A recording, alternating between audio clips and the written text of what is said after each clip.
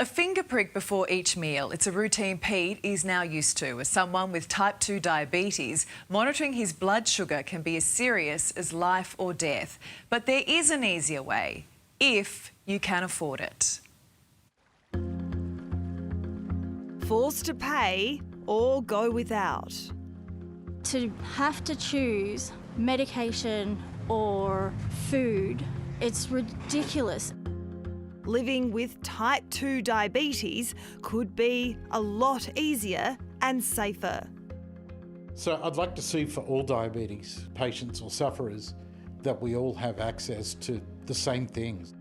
But the federal government won't fund a life-changing diabetes device. Good afternoon and welcome along. Pete is a voice of regional radio from outside Sydney. But off-air, he's fighting something far more demanding. Pete lives with type 2 diabetes. For me, insulin dependent, I have to do regular finger pricks before eating foods, adjust my insulins to go with that, just like a type 1 diabetic does. Mate, tell me, what do you got? Managing it isn't simple. You go into bathrooms, not always the most sanitary place to be going, and drawing blood from yourself to do your finger prick or to give yourself a needle. There is an easier option, a continuous glucose monitor or CGM. It's a small sensor worn on the arm that tracks blood sugar in real time, sending readings straight to a smartphone and alerting users before dangerous highs or lows. To be able to have something like a constant glucose monitor is really a game changer. For people like Pete, it's out of reach. I can't afford the near $3,000 a year, so I just have to go with the old system of using the finger prick machine. CGMs are subsidised for Australians living with type 1 diabetes, but not for most people living with type 2. And that's what Pete wants to change. You always have this on you? Yeah, correct. You've got to do this each time you go to have a meal, so that'll count down. Tell me what my sugars are. Deanne's also living with type 2. I can see you've got your trusty bag here. Yep. I mean, it's gorgeous.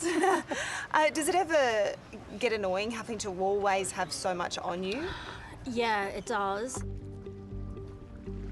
When you have to decide on whether you can afford the monitor or the actual medication, or my child's food, or their medication, or their schooling and stuff like that, you've got to make a decision. Deanne says her form of diabetes is unpredictable.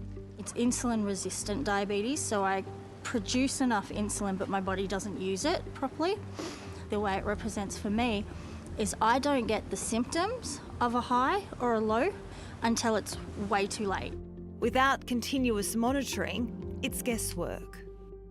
Unless you're taking it every 10 minutes, every half hour, you don't know whether you're heading to a low or whether you're heading to a high. I would say that most people in our area are unable to fund it themselves. Professor Glenn Maberly is a specialist endocrinologist.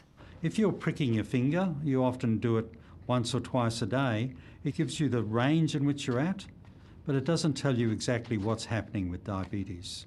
So if you actually are able to manage your blood sugars in the right range, and if you can also lose weight, you can actually prevent all those serious complications. And those complications are costly. We know that diabetes costs the health system about $14.2 billion a year, and we know that these technologies can change lives.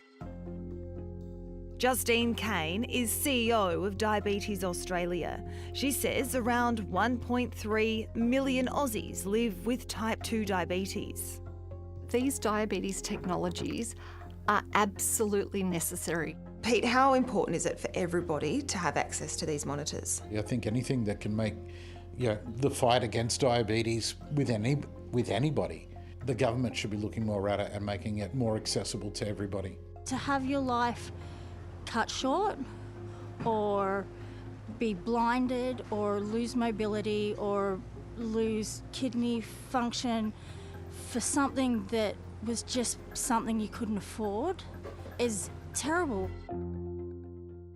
So you can get it if you can afford it, and people can have their say up until June, when the federal government will decide if it'll subsidise the devices.